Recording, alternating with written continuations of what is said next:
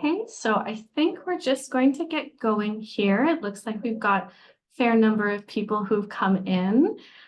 So I'll just start with a quick introduction of myself. So my name is Kara. I'm a student recruitment ambassador here at the University of Calgary. So I work in the student recruitment office.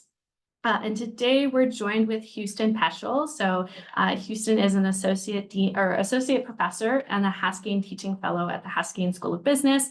And today he's going to be doing a sample lecture for all of us on ENTI 217, which is Design Your Life, mainly focused on personal values. So I think I'll just pass it over to Houston here. Let me just stop my screen share.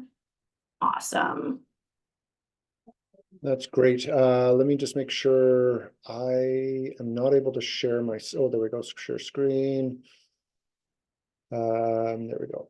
I'm just going to get that going. Hello, everyone. Sorry about that. Welcome. My name's Houston Peschl. I am an instructor here at the Haskayne School of Business. Just a quick note about this class. This is a class designed for first-year business students. What we find is a lot of students come to Haskayne and they might think they know what they want to do because maybe their parents told them, or they're really unsure and they're taking business because they kind of have a little interest in it or someone told them they should. And so we're going to be talking today about understanding how to guide your academic and career path through a process called design thinking, which is how a lot of big businesses like Google and Apple, Tesla, they use that to innovate and change and come up with new products. So usually design thinking is used to fix problems outside of you in order to create a new business or to come up with a new product in a company like Apple. But we're taking the same concepts and we're turning it inwards to design your own life. And the first class that we talk about a lot about what is education and what does it mean to have your own personal values. So we'll be using the chat here. And so if you go into the Zoom session, you know how to use the chat. I would love you to put into the chat, what school are you currently at? Are you here in Calgary? Are you coming from a different part of the world? You can type that into the chat. Also, what is your best idea right now if you have a career in mind when you graduate from university? What would you think your career could be? And if you have no clue and you're like, I really don't even know, just write, I don't know. I'm still thinking about it. And then what's your biggest fear about coming to the university? So please write into the chat now would be great. And if everyone could just spend 2 minutes answering that.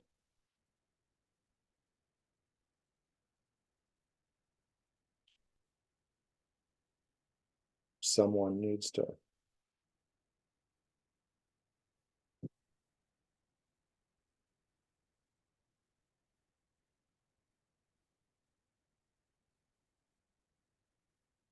Are the students able to use the chat function?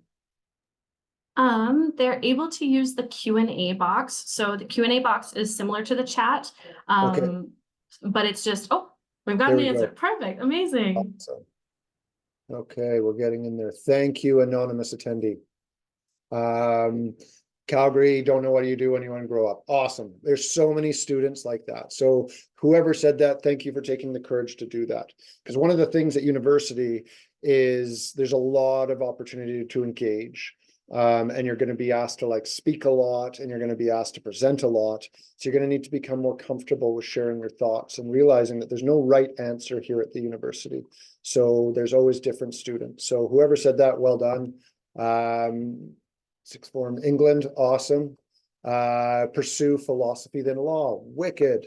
Love that. We're going to be talking a lot about philosophy today. It's one of my passions, Alicia. So hopefully some of this resonates with you. Completed high school last year, law, meeting the wrong friends. Totally fine. Yesterday was actually BSD, which is Bermuda Shorts Day, where it's the giant party.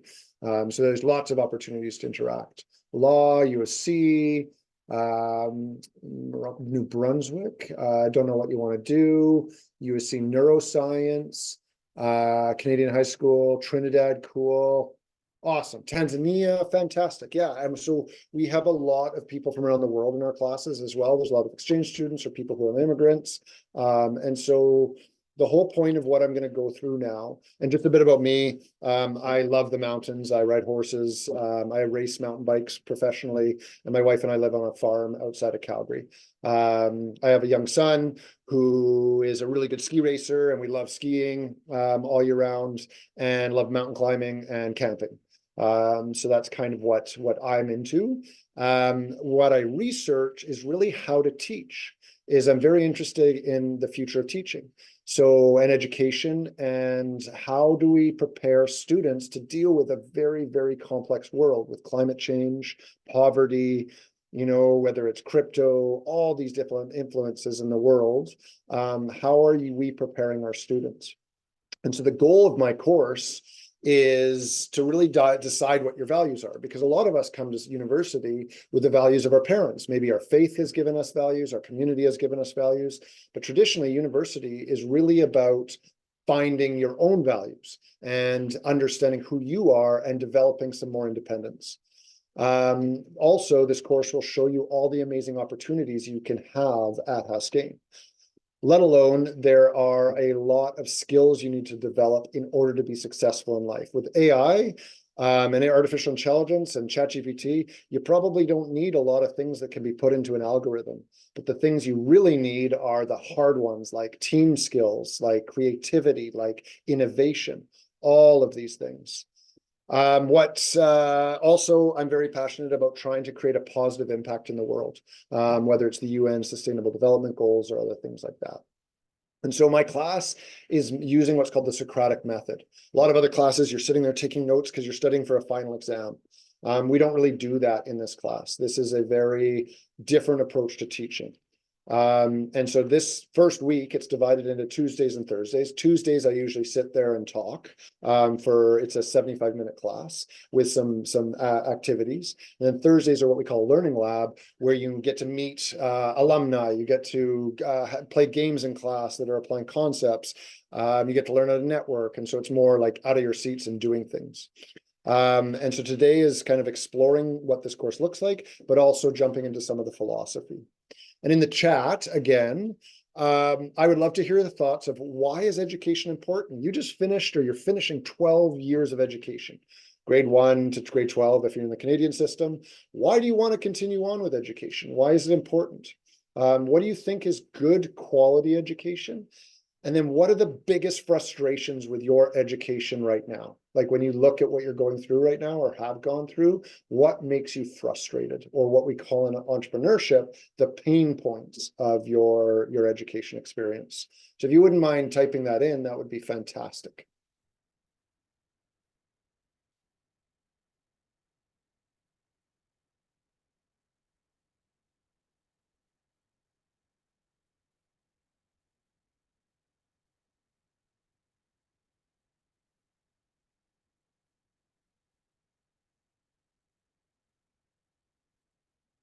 Lindsay says broadening the perspective. Awesome. Yeah, very important. There's so much diversity in the world. And sometimes we come to the table with a very narrow view.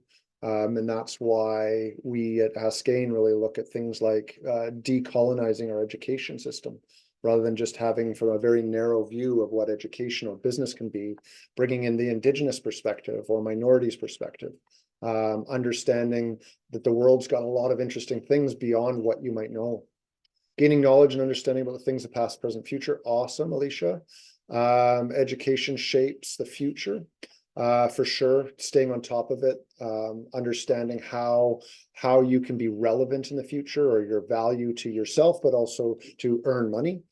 It opens up new options. A pain point is the structured nature of the school systems. Yeah. I call it the memorize and dump. A lot of traditional courses at business schools or at universities, you go in, you're given a textbook, you have to memorize that, you have to dump it into a multiple choice exam, and that's given your grade. And when you think about it, a lot of you probably have done those types of exams, and you walk out of the exam and 10 minutes later, you don't remember what you learned. And so I'm very interested in different ways of learning, and what we call learning through doing. And it's like if I take a bike and I say, okay, we're going to have a class on riding a bike. I give half the room a textbook on the physics of riding a bike, how much force and torque and the momentum and how gravity works. You could write an exam on how to ride a bike. I gave the other class a bike and said, good luck, here's a helmet, and here's a couple of rules, don't ride in front of traffic, these type of things. If we came back a month later, the people who had the bike could probably still ride a bike. The people who were given the physics textbook on how to ride a bike probably couldn't remember much and definitely wouldn't be able to ride a bike. That's the approach that I take to my teaching.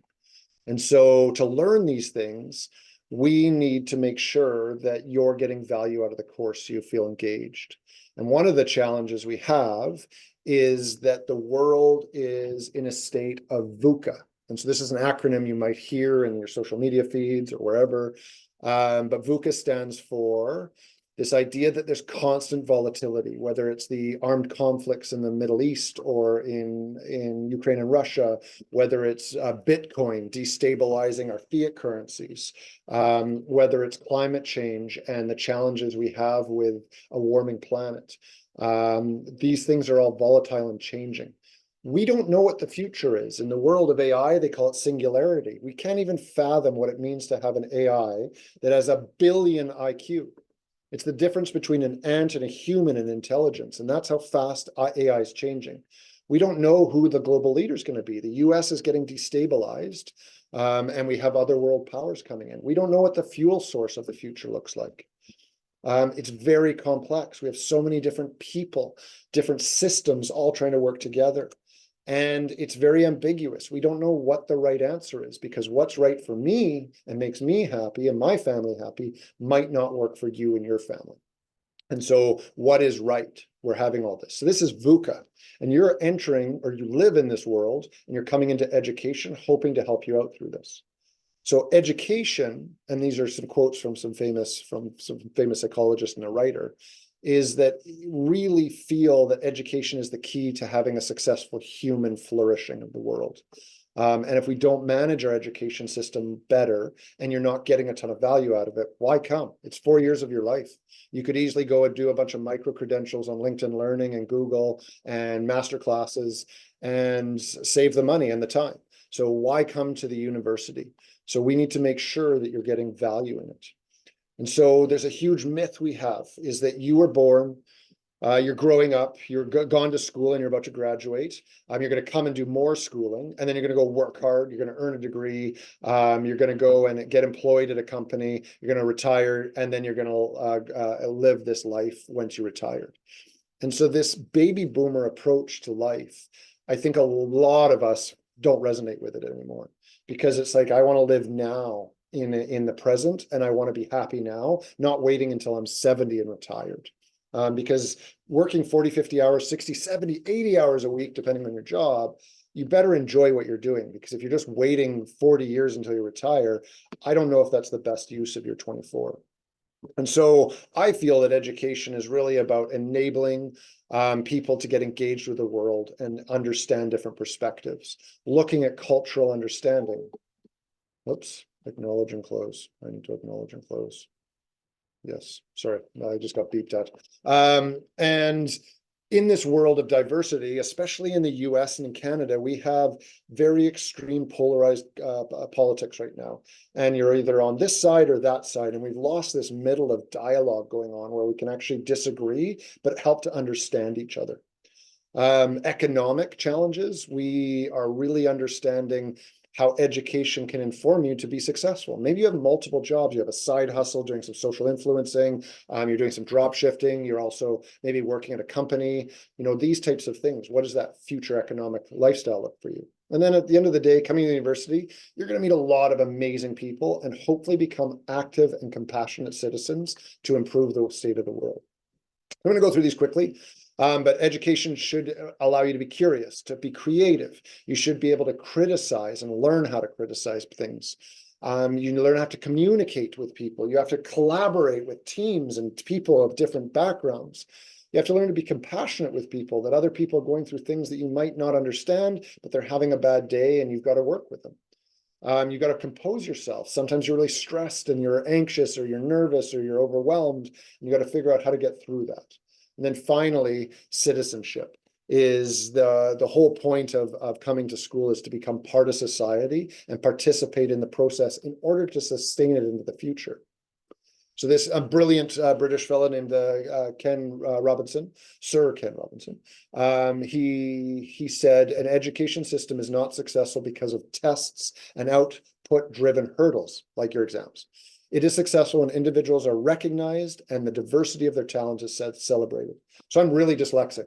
And I had a really hard time at university because of the memorize and dump. I'd always transpose my numbers, and if the answer was B, I'd probably select D just because my brain flipped things. And so I really struggled with it. When I came into being an academic, I wanted to look at different ways to understand learning. And so when I thought about this class, I wanted the class to be based on this idea of what we call the 7 entrepreneurial thinking skills. So these are skills that famous entrepreneurs, you name the person, they've got these. A lot of people think you're born with them, but you actually can develop them like any skill. Think of it, the scientific method, there's the entrepreneurial thinking method. And so good entrepreneurs are really good at problem solving. They're really good with dealing with ambiguity and not knowing what the future is going to be like. They're learning from their failures really quickly. They can be very empathetic to their customers' needs. They can be very creative with some duct tape and string and get things moving. They're really good at listening to people and responding to feedback. And then they're really good working with teams. What I've done in this course is I've taken these 7 skills and said, let's apply them to ourselves rather than an external business opportunity. But how do we develop these skills ourselves? Because to me, if you want to be successful in life, you should have all 7 of those skills.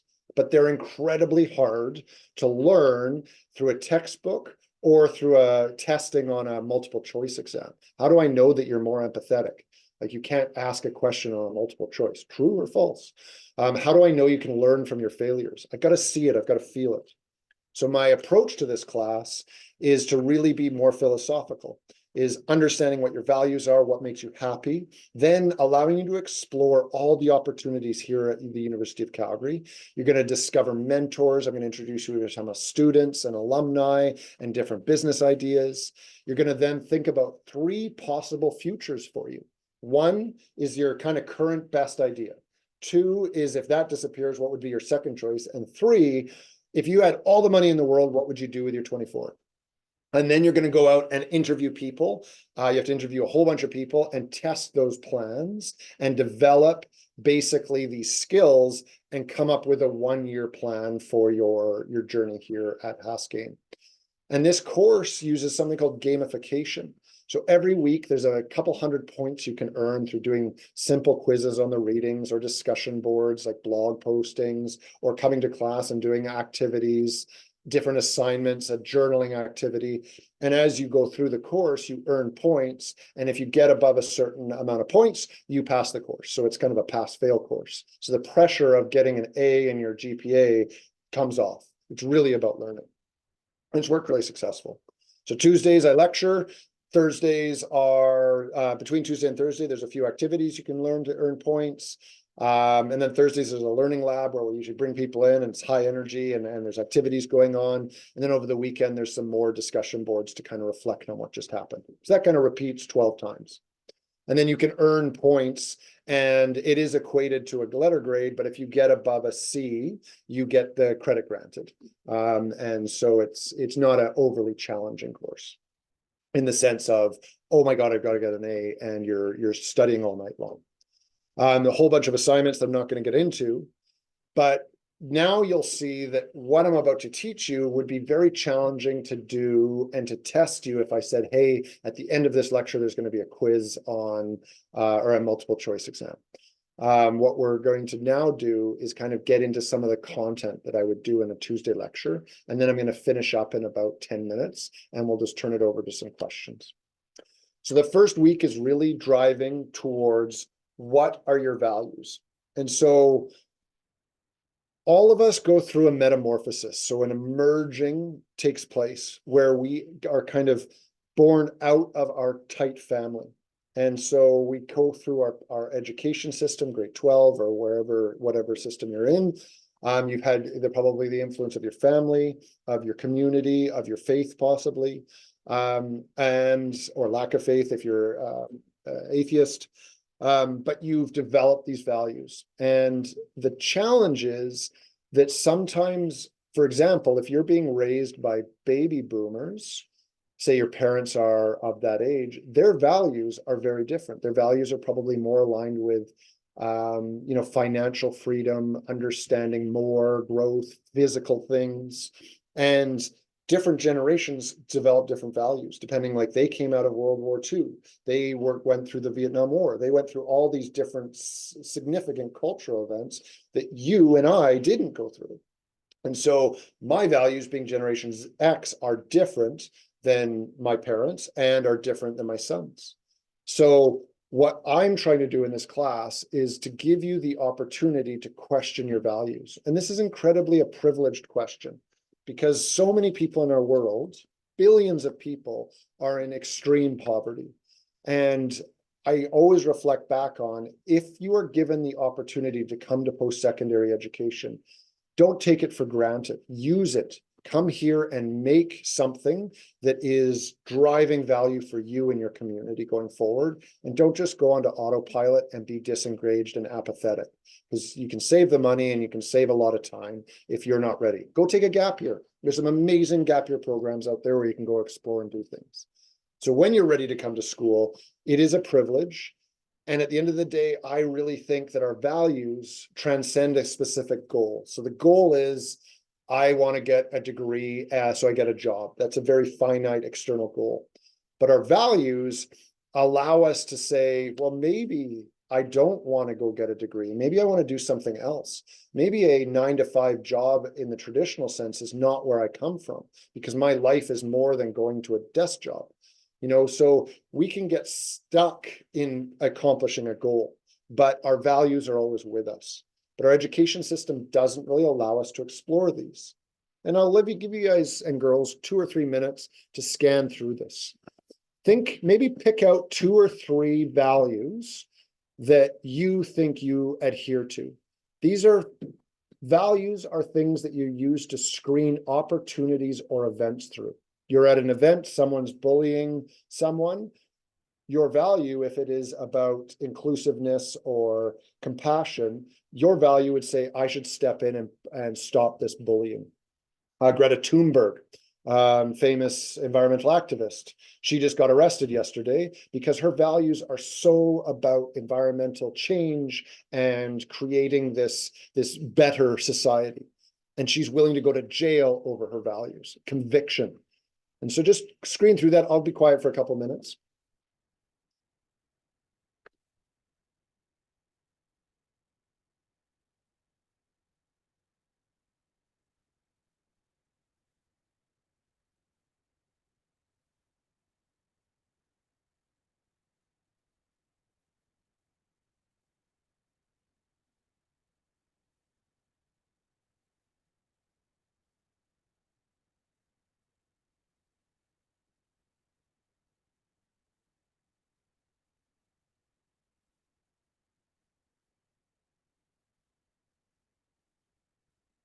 So I probably haven't read them all, but maybe there's a few that jumped out. So I'm going to pick, for example, sustainability and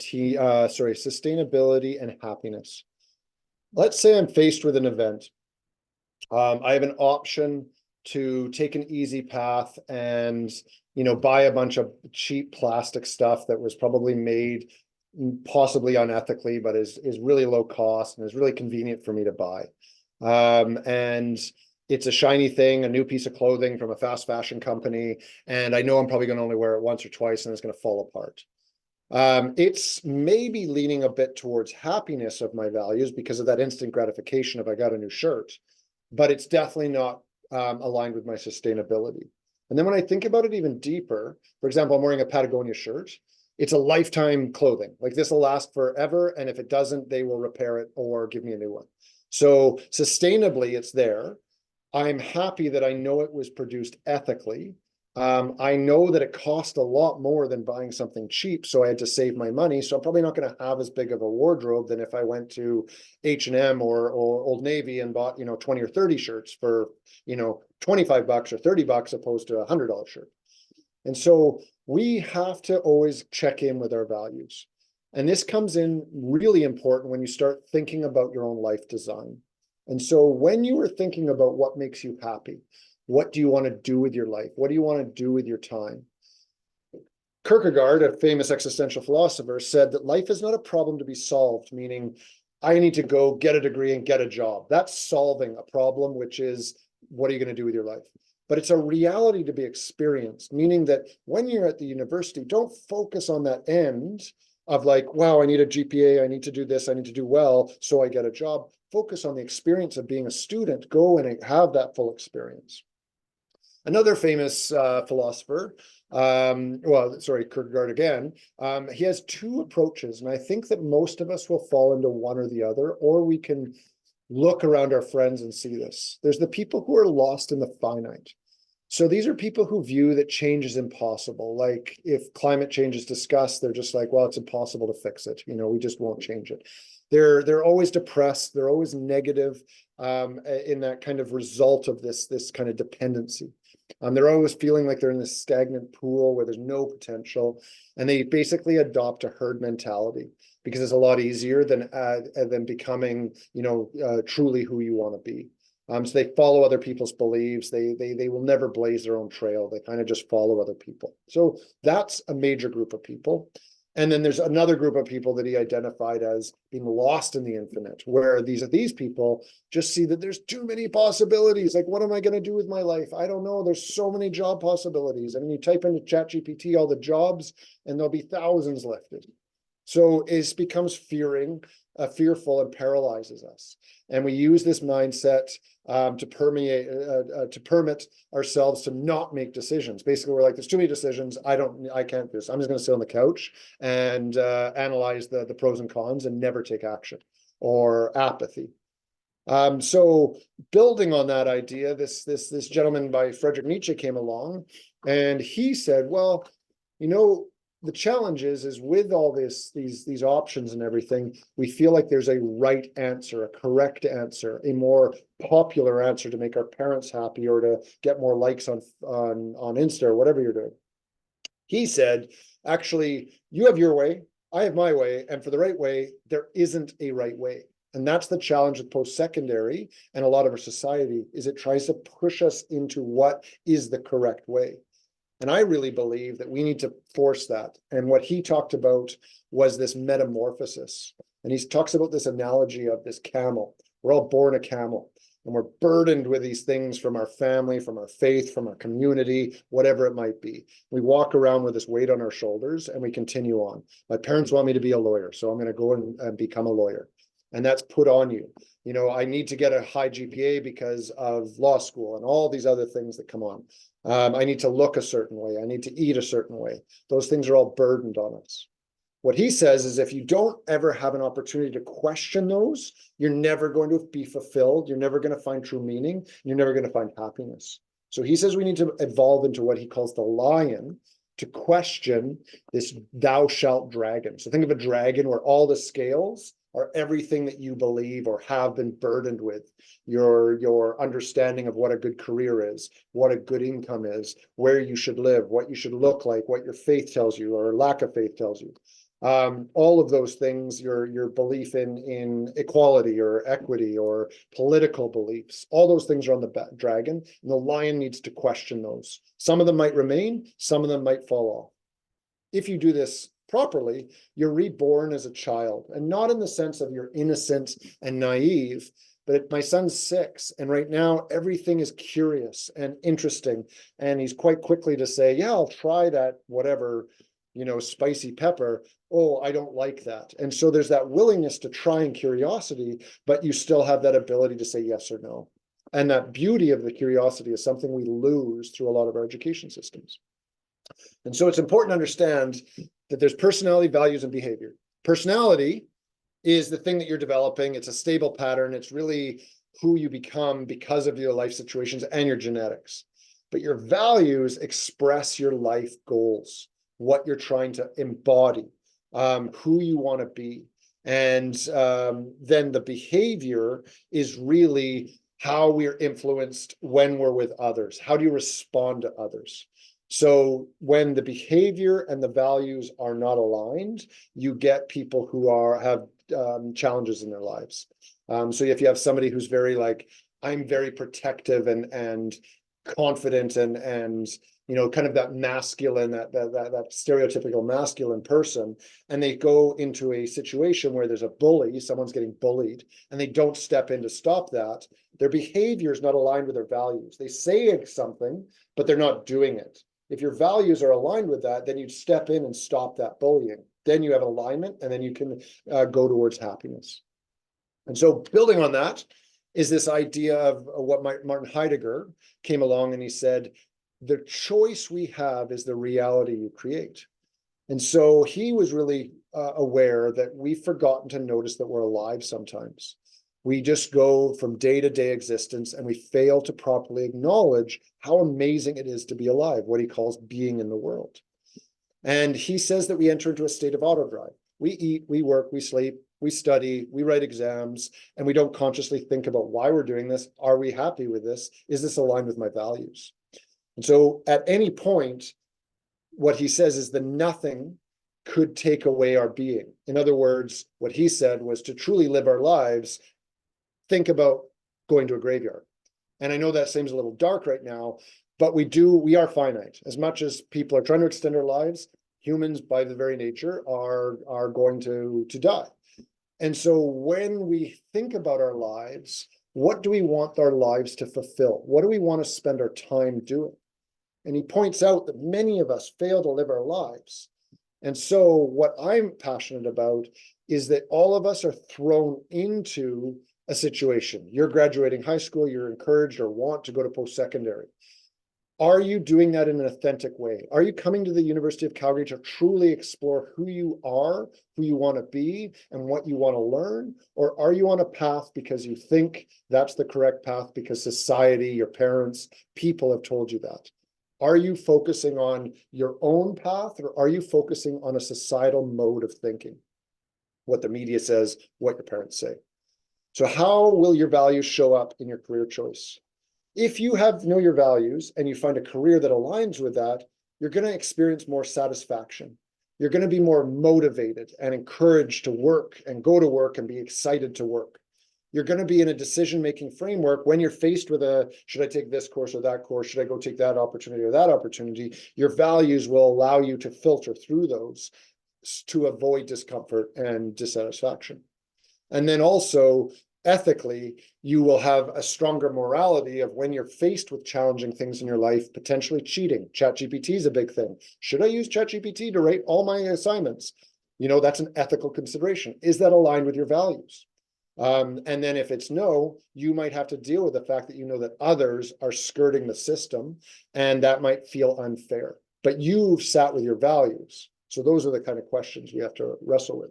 And then long-term satisfaction.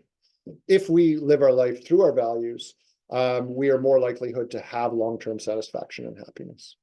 So to just kind of wrap up, last of and I don't like that all of these are white males. So this summer, I'm actually bringing in some Indigenous perspectives as well as some brilliant Black existential philosophers to talk, and actually one amazing Korean philosopher to bring into some other perspectives that are a little bit more diverse. So I do acknowledge that many of these philosophers are white dudes. Sartre, brilliant French philosopher, he really said that life has no meaning, meaning we're not born with meaning. And that's the existential approach. Some faiths, some traditions say you are born with meaning. Sartre says we're born as a blank slate. It is up to you to develop that meaning. It's not your job to receive meaning from other people's, to be told how you should live. You need to figure that out. And that is really hard. This is really challenging. And this is who you're trying to develop. You're trying to figure out, who am I? And he said that it's very hard to figure out who you are in a world of absurdity. So if we're always looking around, there's so many ridiculous things, people on the internet, trolls, all these different things. And you're like, there's no meaning in any of this. Well, what's the point? Like, I don't understand why to do it. And that can be very soul-sucking to us. But if we step back and go further into it and be a little bit disobedient, and meaning that we go and question I don't really want to be part of this community. I don't want to just sit there and let my life kind of whittle away. We need to be disobedient. We need to challenge the authorities that are out there, social media, our parents, our education system, our politicians, our businesses. We need to question those in order to align our values and create a more impactful civilization. And so I'm going to stop there. That's 40 minutes of me yada, yada, yada. That's kind of what I do for 12 weeks. And it's a fun class. It's a first year class. So if you are interested and you do come to Haskayne, maybe I'll see you in the class. I'm going to stop sharing right now and just turn it back over to the students, if there's any questions, or if there's anything else that you want to chat about. Yeah, definitely. I think I'm just going to do a quick presentation on how to get into the program. So you guys who are interested after that amazing lecture can kind of get an idea on, if you haven't, applied for UCalgary yet, kind of what you're looking for. So this is just going to be a quick little presentation, kind of talking a little bit about the admission requirements for Haskayne. So this is just UCalgary at a glance. So it gives you a little bit of an overview of the university in total. So we were founded in 1966. We've got about 28,000 undergraduate students, so quite a few people.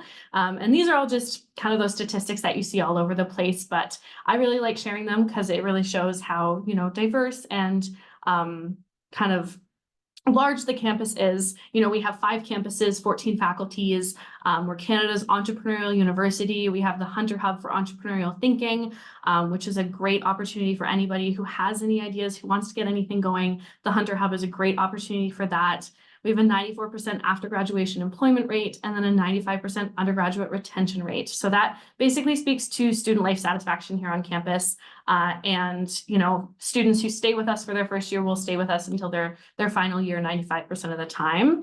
And then this is just getting into the admissions information here. So the general requirements that we have for all of our programs is going to be based on 5 faculty-specific grade 12 high school courses. Whatever program you're interested in is going to change those requirements. Some programs do have some additional requirements. So if you're interested in the Bachelor of Health Sciences, Fine Arts, Dance and Music, or Fine Arts Visual Studies, there will be some supplemental pieces for that. And then all students must demonstrate English language proficiency. So if you need to know anything more about that, please drop a question in the chat and I can send the link over. And then these are just the specifics for our Bachelor of Commerce in Entrepreneurship and Innovation. So the big thing is that every single program requires you to have English. And then this one would be Alberta Mathematics 30-1 or equivalent. So different curriculums have different math programs.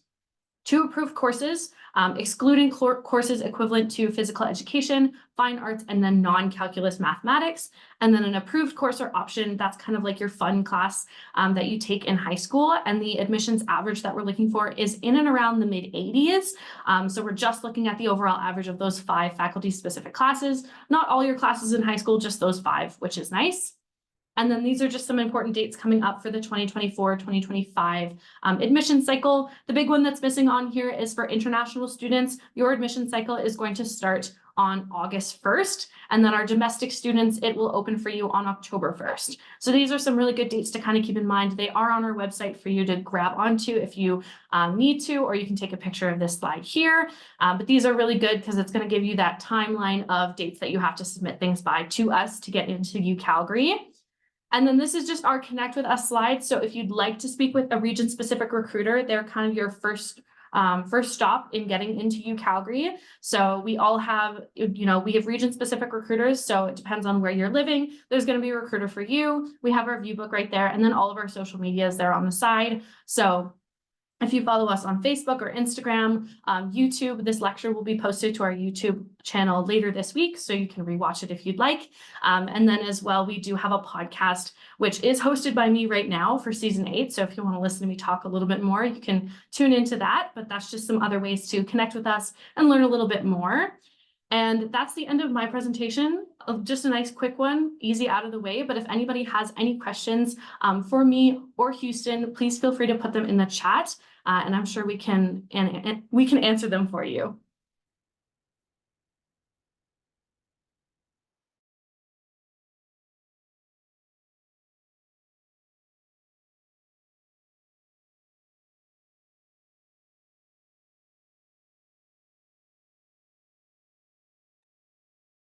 can this course be done as an elective? So I believe, Houston, correct me if I'm wrong, but I believe this one is a Haskell specific class. Correct. So this is earmarked for Haskell students. So you have to be a business student. It is considered a BCom elective, meaning that you're given a number, you can take entrepreneurship classes or tourism classes in Haskell, and it's considered a BCom elective. So it counts towards your BCom degree, but say you're in geology, you couldn't take it unless you did a double degree and you were doing psychology and business, then you could take it, but you have to be a full-time student or a BCom student.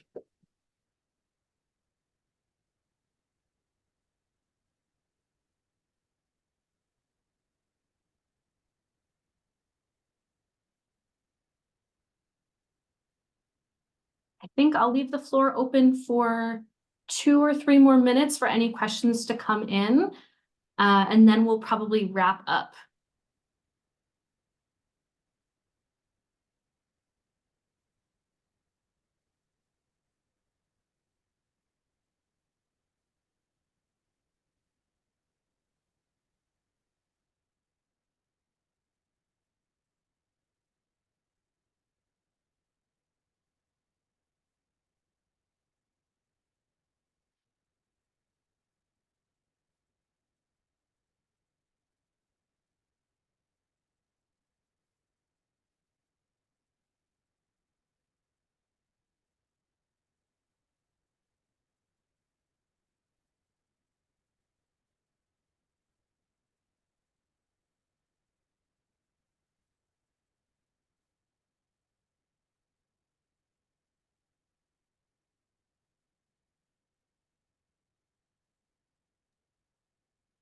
Oh, we got a question here. This one looks like a really great one for you, Houston. What's the balance between maintaining individualism and running business as a profession? Yeah, so that's really what is classically referred to as the work-life balance.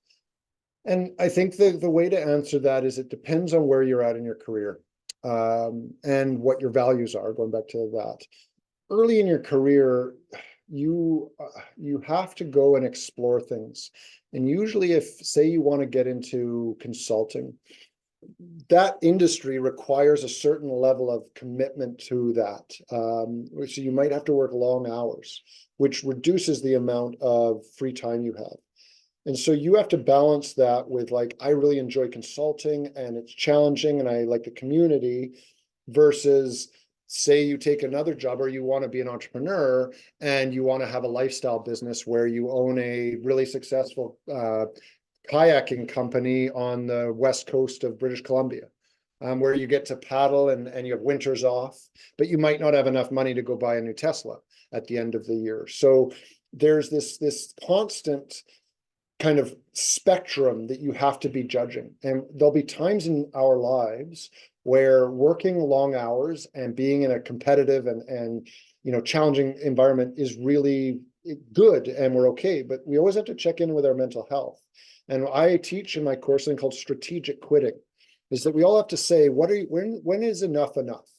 When have you crossed the line of happiness or mental health, or you're no longer getting value from this and you need to quit? And I think that sometimes people emotionally quit. They're like, I had a really bad day, I'm going to quit today.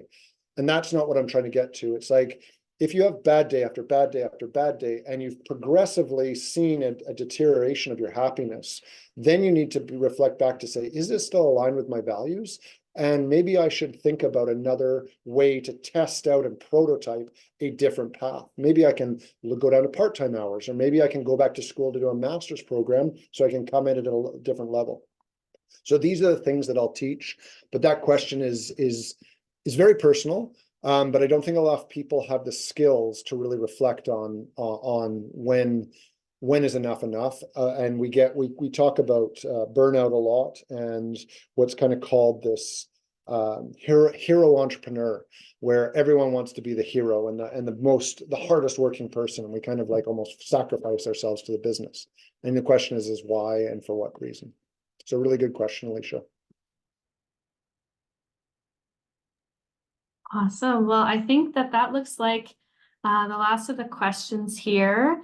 So I think we're just going to wrap up. So thank you everyone for joining us today. It was really great sharing this with you. And thank you, Houston, for coming on and doing a sample lecture for all of these prospective students. I can tell that everyone really, really enjoyed it. So thank you so much. No problem. Take care, everyone. Bye-bye.